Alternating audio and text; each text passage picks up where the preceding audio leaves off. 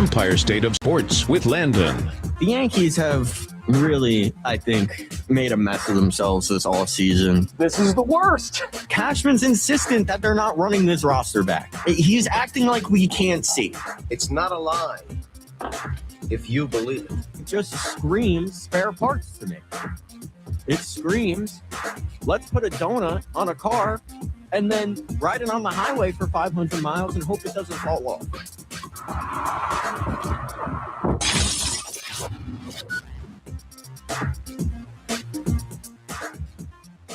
Yo, we're back. I'm Landon Popovic. You know where we are. We're at the WIUR studio here in New Rochelle in the Murphy Center. Got a lot to talk about. You know, Aaron Judge, yet again in the headlines for the wrong reasons. Got to talk about him. And, we got some Knicks stuff to talk about. Obviously, the Knicks, I still don't know what to believe in them. They're coming off a 6-game win streak. Opening day this week on Netflix.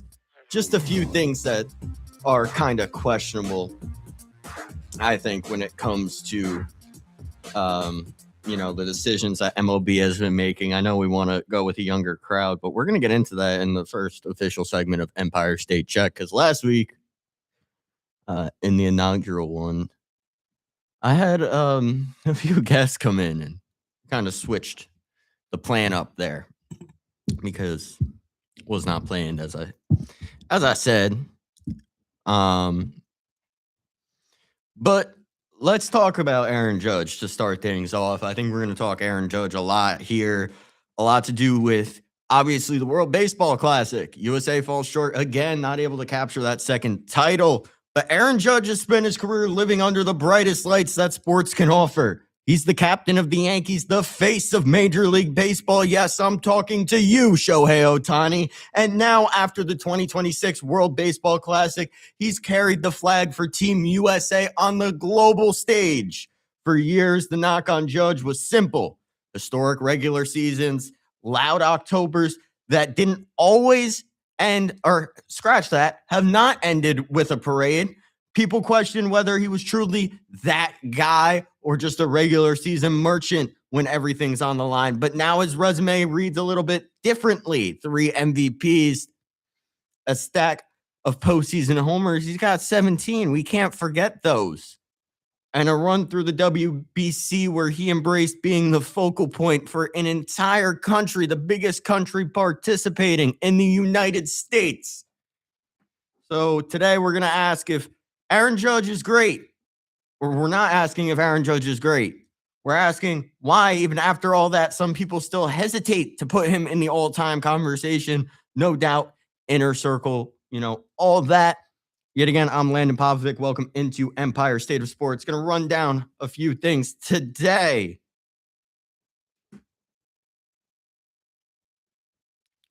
Start with, as I said,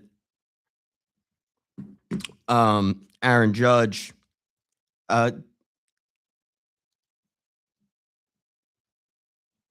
Okay. Sorry about that. Got a few texts from work. But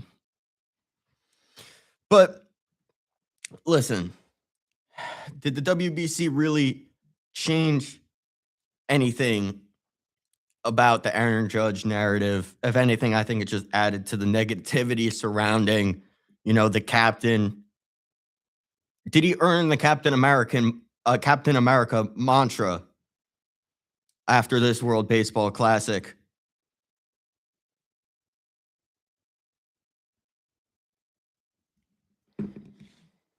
And yeah, so going to run through that. Sorry for the weak intro there. Tried to get into it, got some untimely text messages there, but we ride. But talking about the World Baseball Classic first, 7 games, had 33 plate appearances, was walked 6 of them, so 27 at bats for a slash line of 222 average, 364 on base, a 481 slug, and an 845 OPS. Let me remind y'all, 800 OPS is considered elite. So Aaron Judge had an elite performance in the World Baseball Classic. Let's get this straight. He had some of the biggest plays in the entire tournament. Mark DeRosa over here not remembering we need to beat Team Italy to advance. And so you look back on the throw that Aaron Judge made against Team Mexico, the home run he hit against Team Mexico in pool play. And it becomes that much more important for the case of Aaron Judge, for the case of the entire World Baseball Classic. I think you pinpoint those two moments as almost crucial turning points, but because Aaron Judge, yet again, did not win the championship, everyone's on his back. Meanwhile, half the lineup didn't hit the entire tournament as well. Bobby Witt had one hit. Bryce Harper had one hit in the finals. Yes, Aaron Judge went 0 for 4 with 3 strikeouts. You can't have that. I understand that you can't have that performance from your captain. I do. But let's not act like he wasn't elite before that game. He's hitting in the heart of that order every night. There's immense pressure on Aaron Judge because there was the whole narrative that this is the best team ever fielded in non-exhibition baseball. Aaron Judge, you talk about the extra base hits he had. He had 2 home runs only. Yes, but I talked about that 1 home run against Team Mexico, the 2-run homer was absolutely massive in that game. He was in a lineup with 4 former MVPs. Judge, 3-time MVP in the AL. Harper, 2-time MVP in the NL, 1 for the Phillies, 1 for the Nationals. And Goldschmidt obviously has an MVP under his belt as well in the National League. And then there's Clayton Kershaw, who, let me just get this out the way. Why were we warming up Clayton Kershaw when everyone knew his fastball was only hitting 84 miles an hour in that game versus Team Italy? That in and of itself was the nail in the coffin for me to be like, okay, DeRosa did not know we needed to win this game to move on. He could say whatever he wants. He could come out there and say that he misspoke or it was a miscalculation. He can't seem to decide which one it was, but that's over and done with. We're talking about Aaron Judge. And he wore that Captain America mantra very well for Team USA, despite the rhetoric that we're hearing in the news. The same way he does for the Yankees. He holds all responsibility on himself for the team to succeed, for Team USA to succeed in this instance, for the Yankees to succeed. That is his main goal. He wants his teams to win. He does not care about individual performance, and I think that's part of the problem. He puts so much weight on himself as the captain, as the leader, as the face of Major League Baseball to perform on the biggest stage that I think it takes him out of his original game plan. I do. But let's not act like he's done nothing in the postseason. 17 home runs in 65 games is elite power. That's a pace of 42 home runs over 162 versus the best pitching in October. Let's remember there were some seasons they got bounced in the first or second round. I remember they won the wild card versus Oakland. He had a big home run there. And then against Boston, they fell flat, fell in 4 games, a gentleman's sweep to Boston the next round. Any other seasons they got first round. I mean, obviously last year they lost in the division series to Toronto.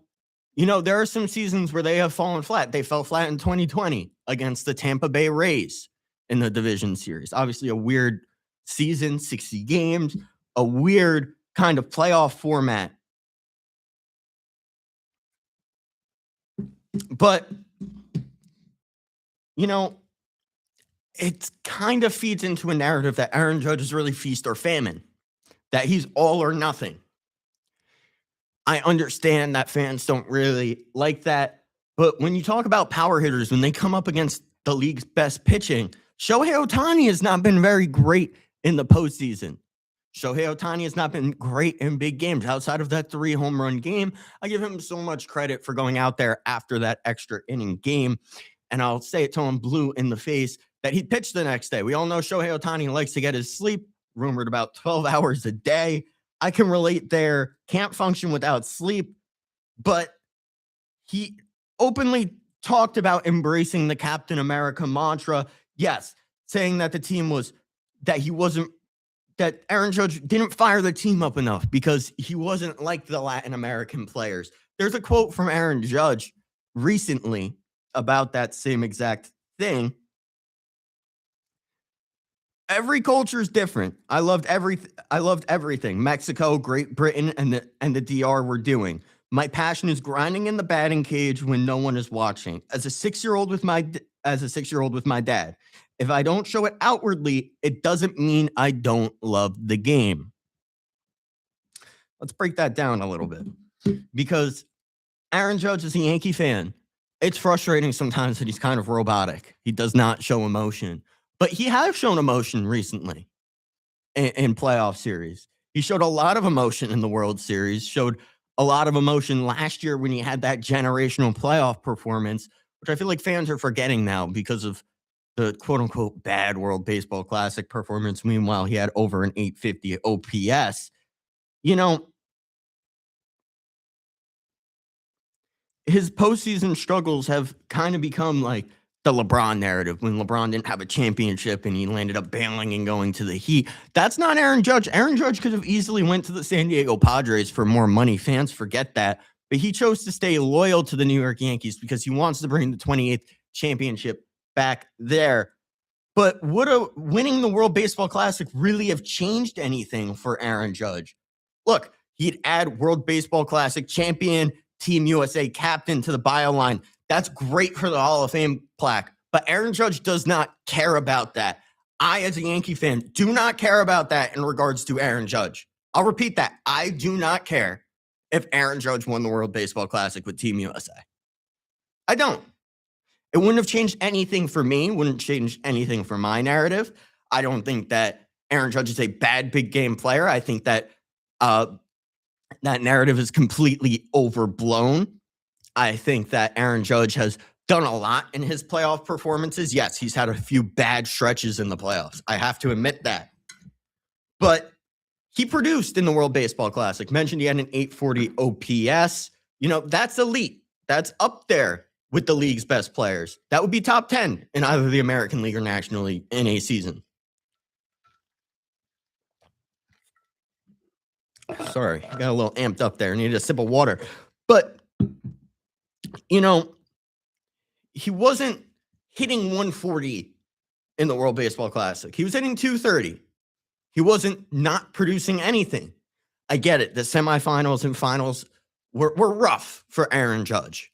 He did get a double, though, in the semifinals. Did get a double. But if USA had lifted the trophy with Judge as captain, it would change the vibes of the Judge conversation, I think, absolutely. We'd get a week of the Captain America segments on MLB Network, on ESPN. But October is still going to be the definitive do or die for Aaron Judge. We can't act like winning the World Baseball Classic would have changed anything for longer than a week. Look, I think these narratives about Aaron Judge and Captain America are going to live longer now that they didn't win. But if they had won, they would have lasted a week. And we would hear people on MLB Network, on ESPN, talking about how it's great Aaron Judge won the World Baseball Classic, but let's not act like this is anything more than an exhibition tournament. But now that he lost, it's like, oh my God, Aaron Judge yet again didn't produce on the world's biggest stage. It's like the Aaron Judge haters can't choose which side they want to take. A lot of that gripe coming from Mets fans. I know a lot of Mets fans cheered when Aaron Judge grounded out late in that game against Venezuela. They were rooting on Aaron Judge's downfall.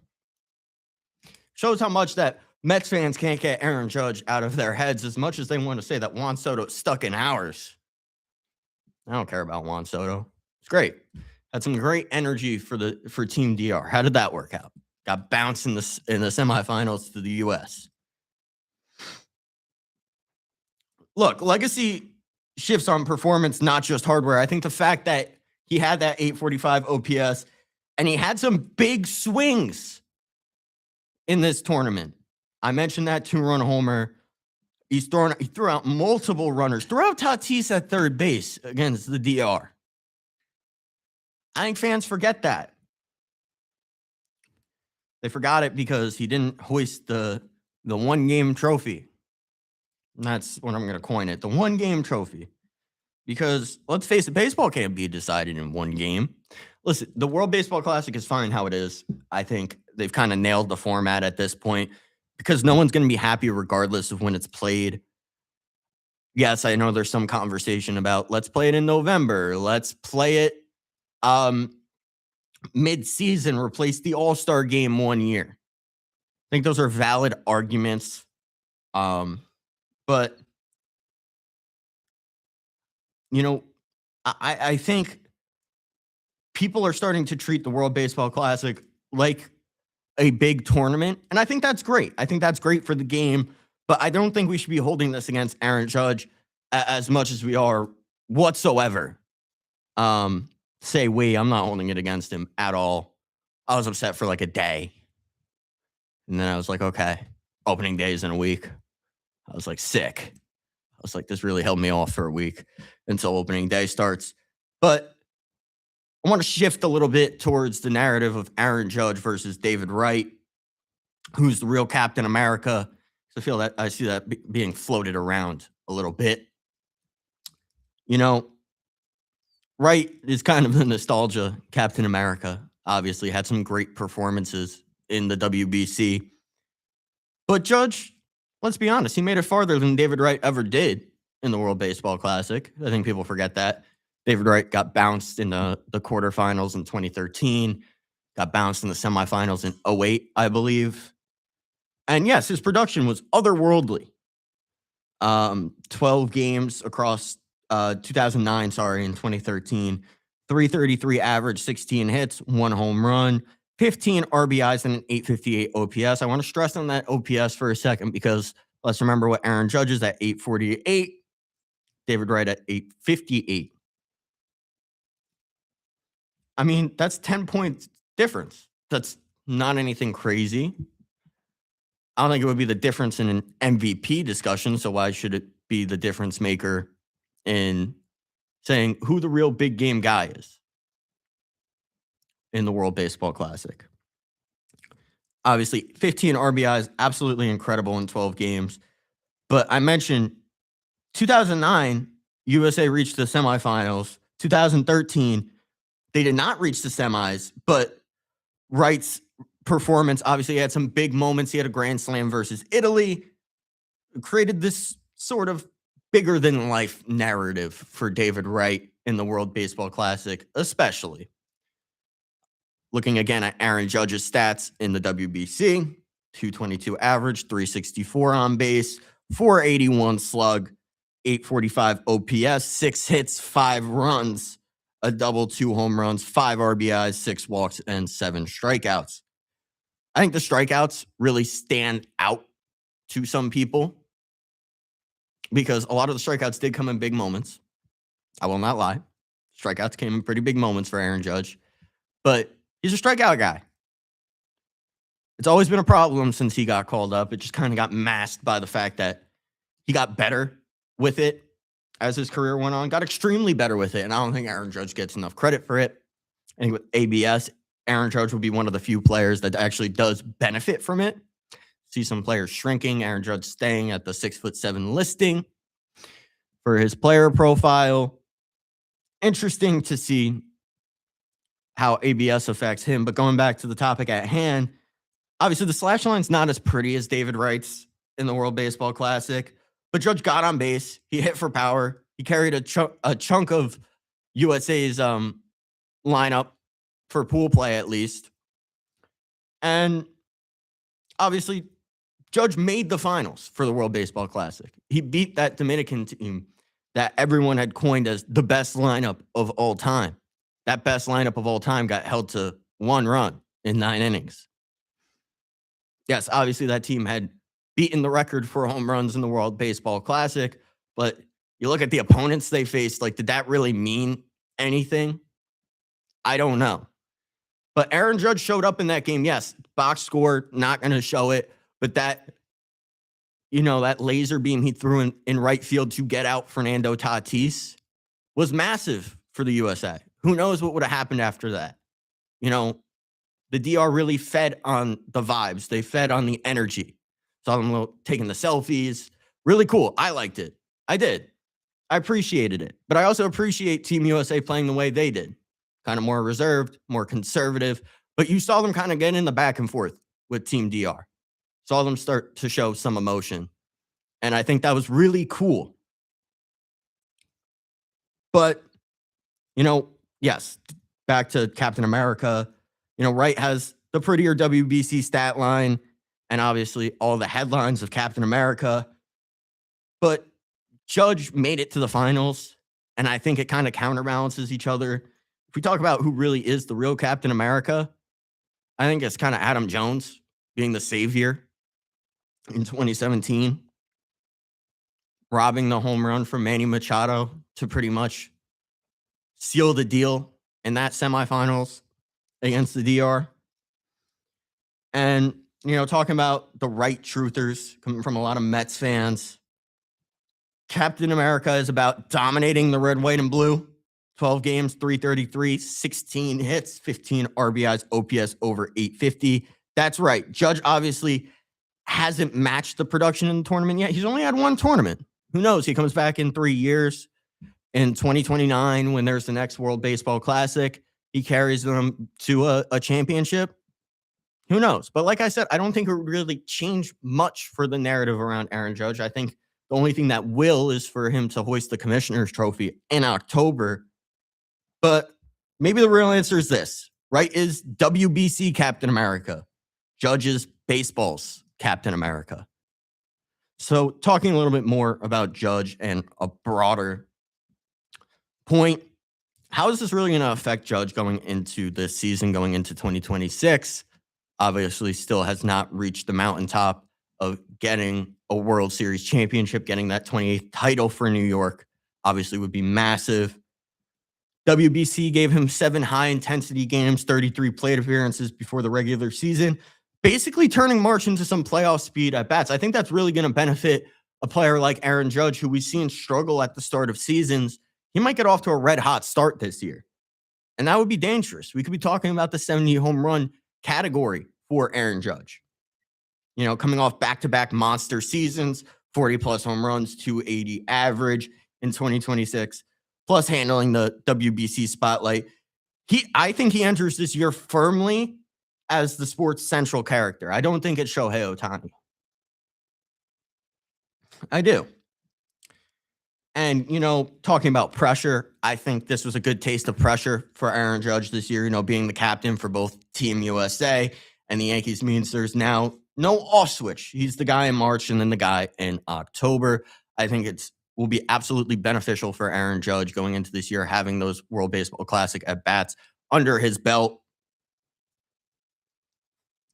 And, WBC run really set the tone for Judge this year. There is no easing into 2026 for Aaron Judge this year. He's just going to hit the floor running.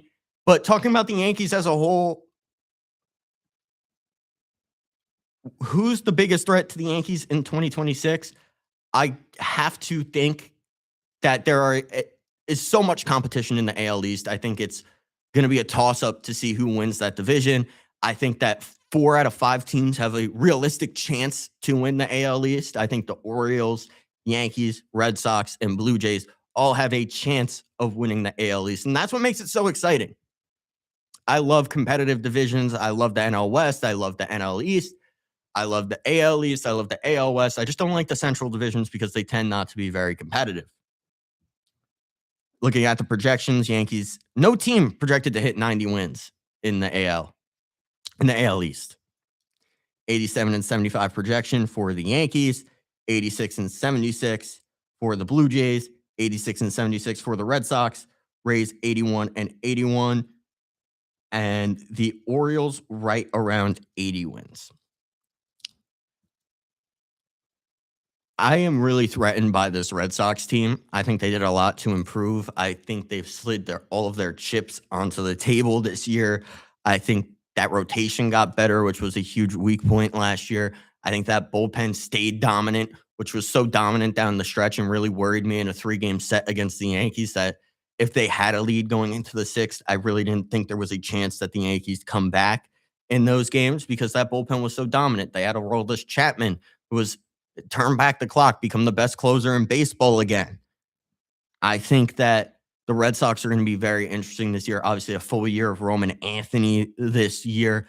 Didn't really lose much. I think the cancer of Rafael Devers is out of that clubhouse. And I think that's really going to benefit the Red Sox this year. And I think the Red Sox are the biggest threat, not only in the AL East, but coming out of the AL as a whole for the Yankees this year. When we get back, going to talk Knicks on a 6-game win streak over in the Garden. What does that mean as they slowly creep up the Eastern Conference standings? From Empire State of Sports, I'm Landon Popovic. We'll be right back. Untouchable, unstoppable. This is WIUR Sports Radio. Hi, I'm Robbie Basil, president of WIUR Radio, and I hope you're enjoying today's show. Have you ever wanted to call the biggest games, the biggest moments for the biggest names for Iona Athletics? Then the newly founded WIUR Sports Radio is the place to be. Launched in January of 2025, our goal is to try and get broadcasters here at Iona an opportunity to learn, succeed, and get a chance to be on air. From getting to call the big moments at the hack. Dinkins trying to go to the rack. Denied. Yafet Mundi with to seeing the crack of the bat at City Park. the line drive into left field, around third, and it kicks away. The Gales are going to win it in 10. We make those moments happen on our brand new WIUR Sports Radio platform on Mixer. If you're interested, feel free to reach out to me via email or to the rest of my e-board to join the club. We are WIUR Sports Radio, the new home of Iona Athletics. Now, back to the show on WIUR, Iona University Radio.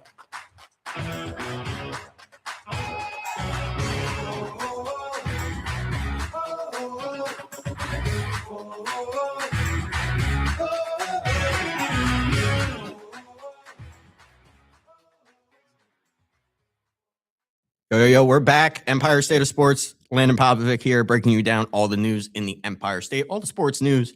Knicks are on a 6-game win streak. You know, turning some heads, only half a game behind Boston now.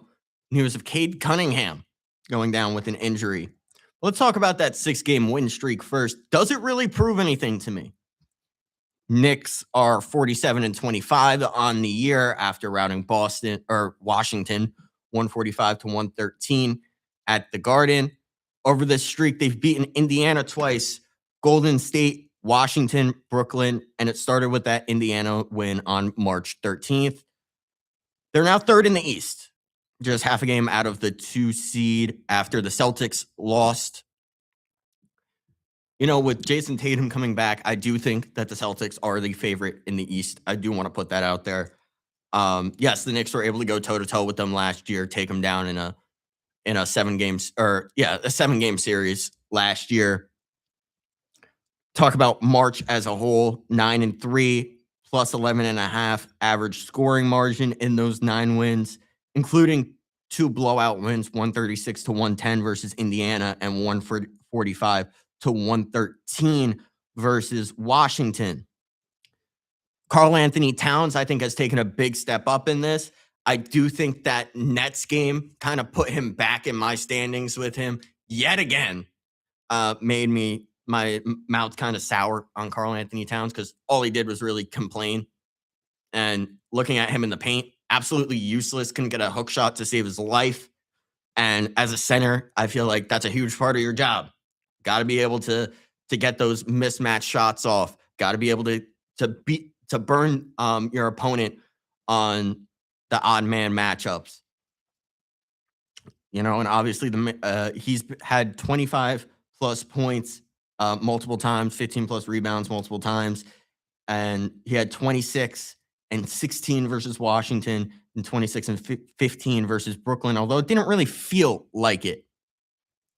You know, Jalen Brunson, obviously the engine of this team consistently in the mid-20s with points, 7 to 10 assists.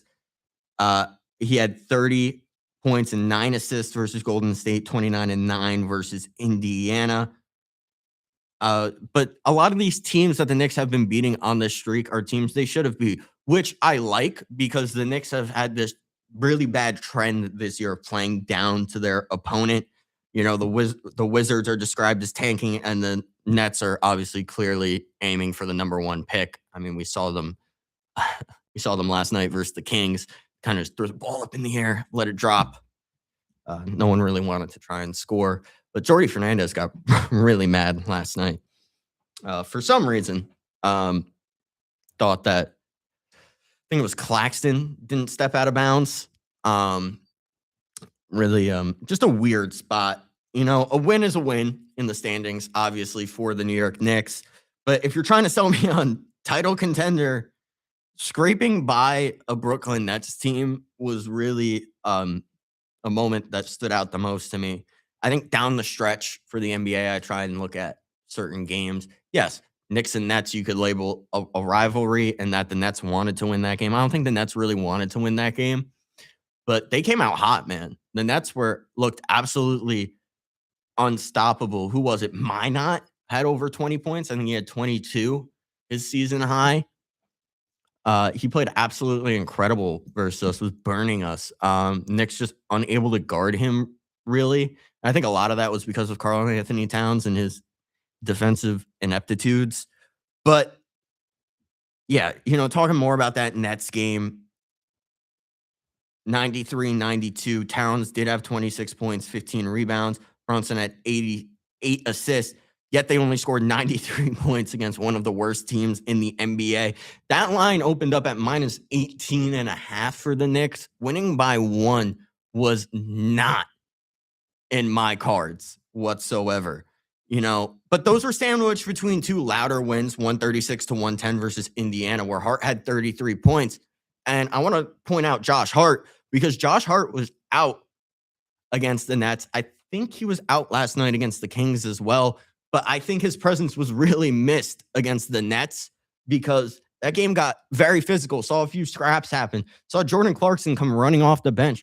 Should be suspended. Don't know how the league didn't catch it because he, if you look at the rule book and the rules regarding altercations, you can't come off the bench during an altercation.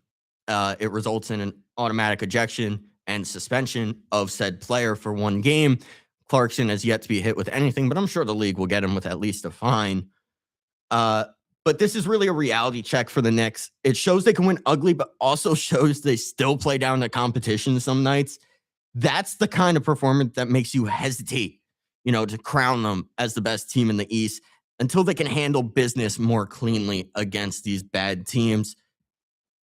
I think this Nets win really speaks volumes to me over the rest of them because of how ugly it got. And I think against a Detroit Pistons team, assuming Cade Cunningham is healthy going into the playoffs, proves a lot. I think that Detroit has really made the Knicks uncomfortable this season when they play them. That physicality is something I don't think the Knicks can really match very well. And, you know, Josh Hart has been massive for this Knicks success lately. And I think he's really the glue guy when you talk about the Knicks.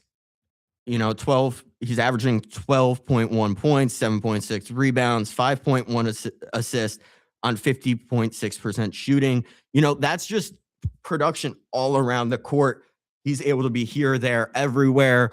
And he's done that since he's stepped foot in the Garden for the Knicks. Him and Jalen Brunson obviously have great chemistry together, playing at Villanova together, and then you add Mikal Bridges to that. But when Josh Hart is out, it's almost as bad as when Jalen Brunson is out. That's what I noticed against the Nets. They really have no one to open the lane up for Brunson to cut into the net, get that layup, get the alley-oop in. You know, with Brunson and Towns, you know what you're getting. But Hart is really that swing piece for the Knicks. When he's in the lineup first, obviously his top priority. But when he's able to get 10 boards, make 5 assists, and hitting open threes, the Knicks are really like a complete playoff-ready team. But when he's not doing that, it's hard for the Knicks to win. And I think you could throw OG Anunoby into that conversation as well. You could throw pretty much anyone into that conversation, but I think Josh Hart sticks out the most to me today, at least. He's not the best player, but in terms of nights where you say, oh, this looks like a real contender, I feel like Josh Hart is always at the center of the box score. I'll be honest with you. I've been hesitant to believe in the Knicks all year. Yeah, the 6-game win streak looks great, but I just don't know if I can believe in the Knicks going forward. One night it's 136 on Indiana. Josh Hart's going 12 for 13 and looking like an absolute superhero. The next night it's 93-92 versus the Brooklyn Nets, a team that they have a 14-game win streak against, which is absolutely incredible. Do I love the Knicks lineup? No. But do I love that when they play hot, they do look unbeatable? I do. But I can't count on Karl Anthony Towns to show up in the playoffs when I see him scared to, get in the paint, to box people out, to be that defensive-minded center that we want him to be. He's just not been that. He hasn't really been what I've expected. I think Josh Hart is still the most crucial part on this the most crucial player on this Knicks team. I think that there are a lot of question marks surrounding the Knicks as they move forward in the Eastern Conference, but going to be interesting as Cade Cunningham is out with the collapsed lung and will miss some time. We're going to cover that when we get back on Empire State of Sports.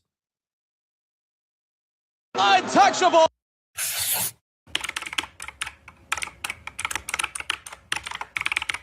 This is WIUR Radio. Hi, I'm Morgan Beastie from the Ionian, and I hope you're enjoying today's show. Are you looking for the latest scoop on campus news, sports, and more? Check out the Ionian University's very own award-winning student newspaper. We keep you up to date with everything happening on and off campus. Want to know about the big game, the latest campus event? It's all in the Ionian. Join the conversation. Read, write, and get involved. Visit www.theionian.org or pick up a copy around campus. Stay informed, stay connected. Now, back to WIUR, Iona University Radio.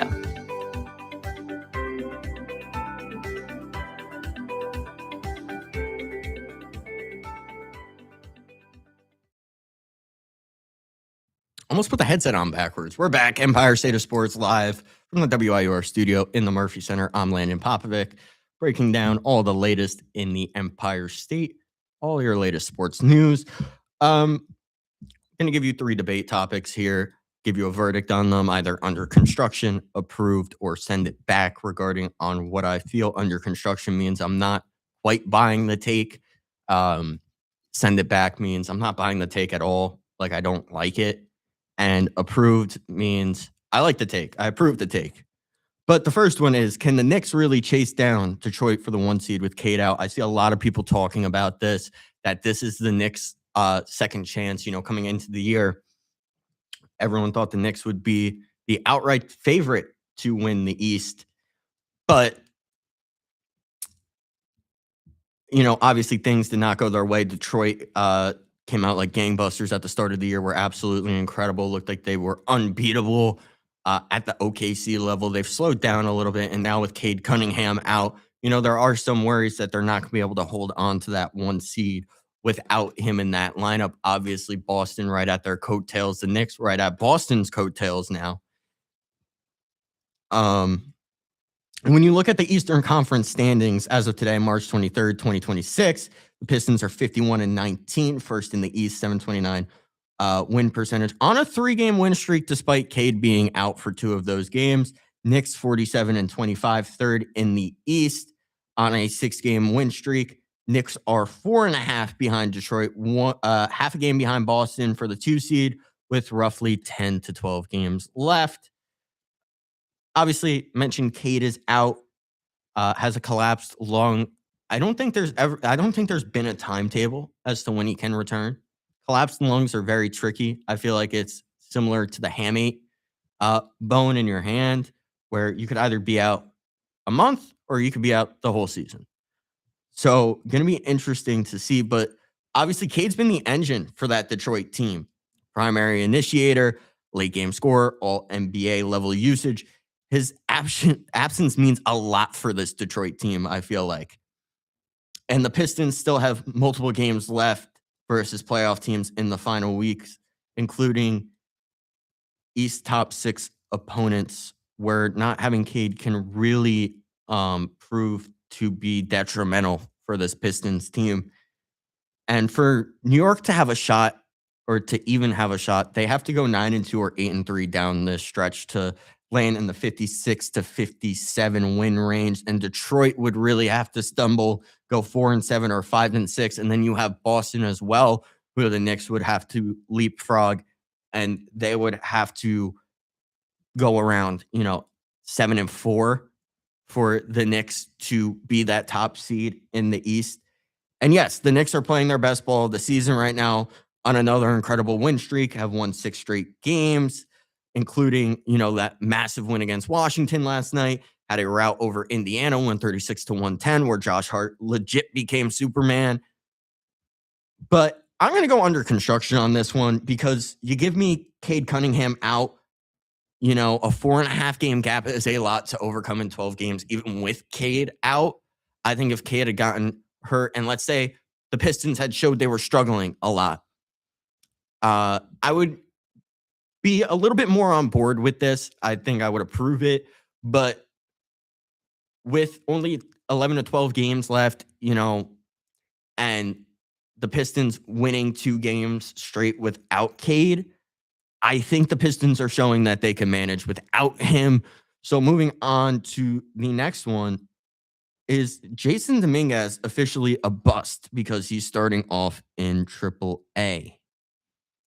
Obviously, Jason Dominguez came out hot in 2023, had that massive series against Houston where everyone thought he had pretty much earned the Martian mantle, and then went down, needed Tommy John, came back to the Yankees roster in 2024 and struggled a lot because he didn't get consistent playing time. Looked like he was still kind of overcoming that elbow injury, and his defense was questionable, to say the least, in 2023.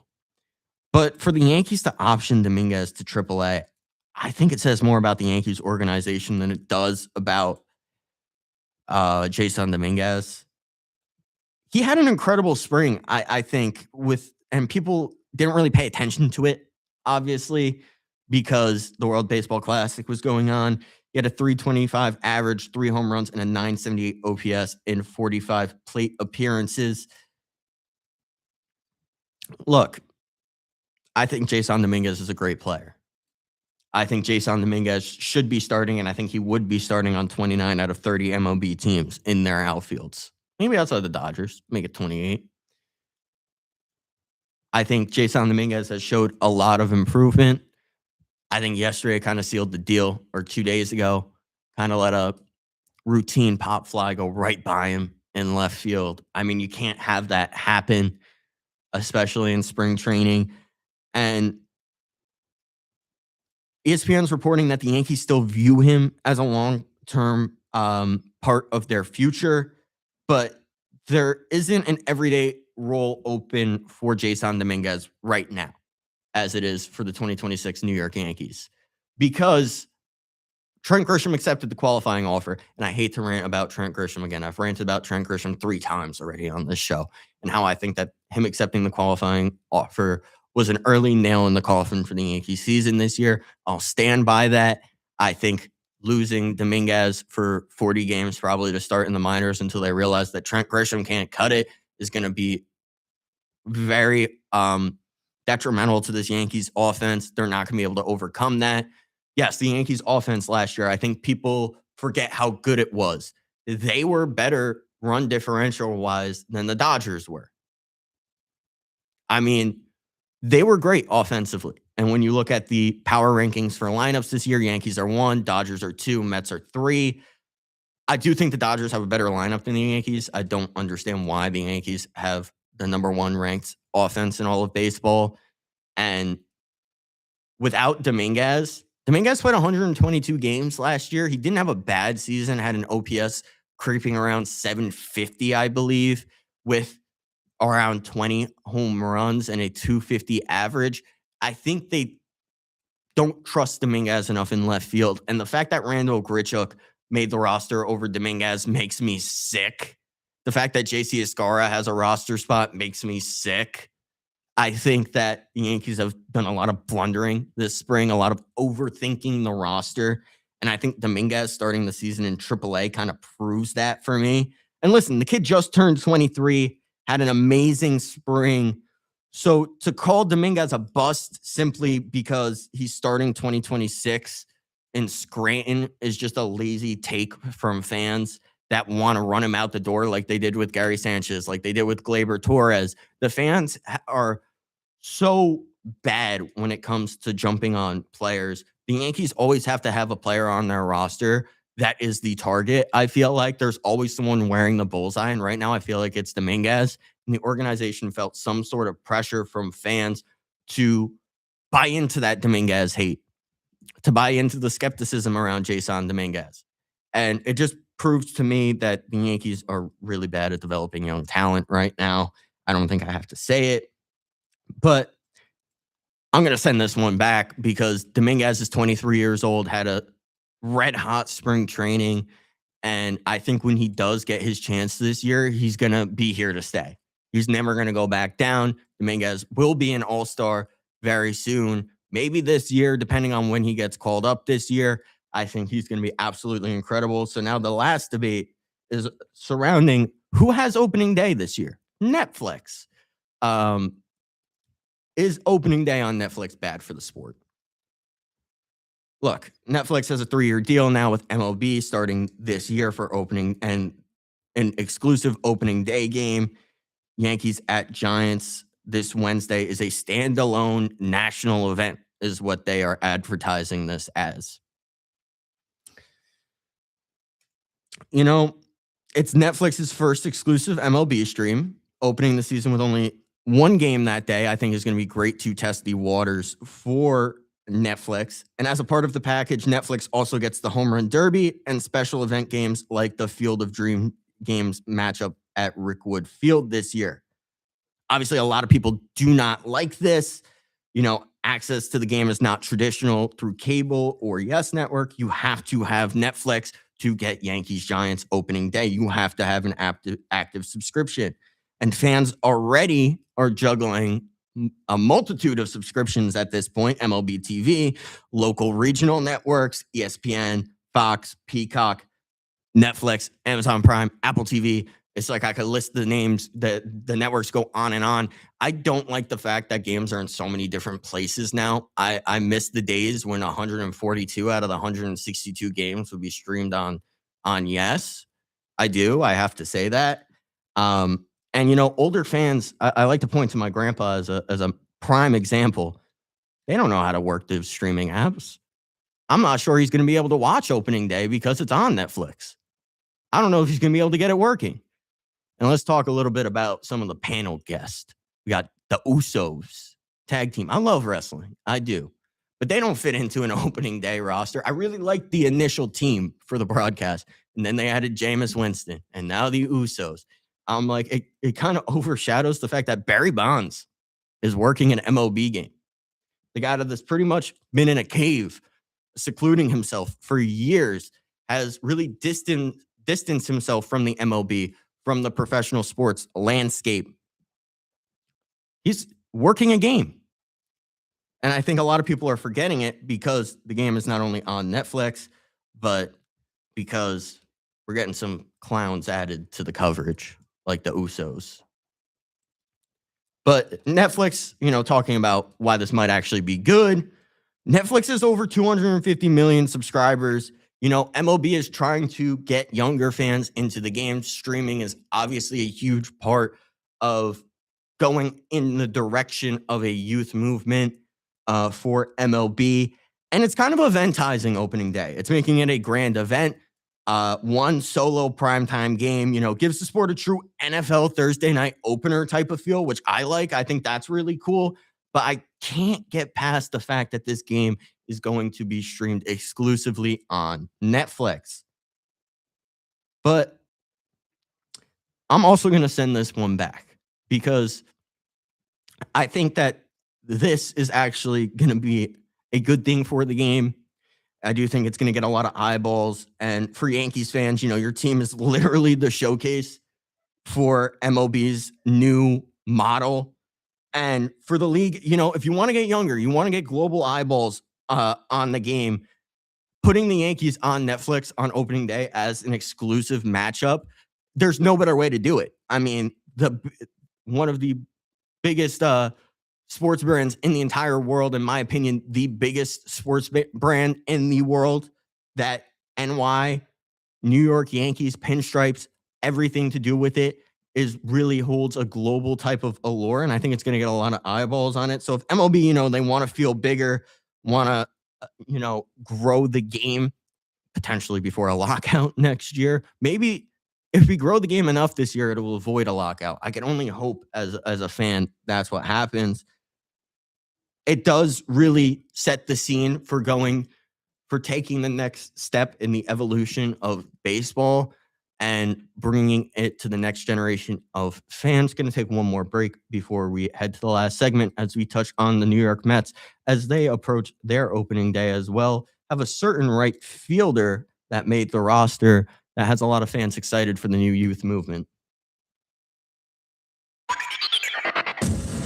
This is WIUR Radio. Hi, this is Anthony Carlo, TV news reporter in New York City and proud alum. If you're looking for a career in media, Iona is the place to be. From internships to real-world experience, Iona's media program is unprecedented. Take it from an industry professional who made it in the biz. Now back to WIUR, Iona University Radio.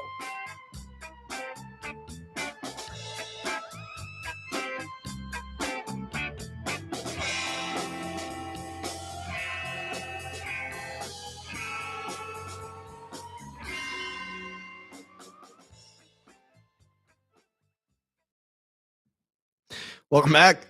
We're back for the last segment, and I want to switch things up. I want to be positive about the Mets for once. I want to talk positively about the Mets. I believe if we put positive energy out there, positive energy comes back. So I'm posing the question, if the Mets are a real threat to the Dodgers, obviously if you're a threat to the Dodgers, you're not only a threat in the National League, but you're a threat in the MLB in general. I think that the Mets have taken steps in the right direction that I think the Yankees should take. I think Carson Bench making the opening day roster speaks volumes as to how much faith they have in this kid. And I wish the Yankees would have done the same thing with Jason Dominguez, because I have a bad feeling with Dominguez that starting him off in AAA is going to be detrimental to it's going to be a detriment to his mental health, to how he views himself as a player. I think he might start getting in his own head. I think it's a huge problem with Anthony Volpe as well. Coined him as the future shortstop of the Yankees. And, when you have a guy like Derek Jeter who held that position down for so long, I think that put way too much pressure on Anthony Volpe. And I think the Mets players don't really have anyone like that to be compared to. And I think that puts the Mets youth at kind of an advantage here. Carson Bench is absolutely insane, has a cannon in the outfield. His power is absolutely incredible as well. Can run the bases pretty much better than anyone else. He's a true five-tool player. I have to give credit to the Mets and Carson Bench for being absolutely incredible. But going back to if they could challenge the Dodgers, the Dodgers are back-to-back World Series champions, 2024 and 2025, 13 straight playoff appearances. Mets just have not had that history of success.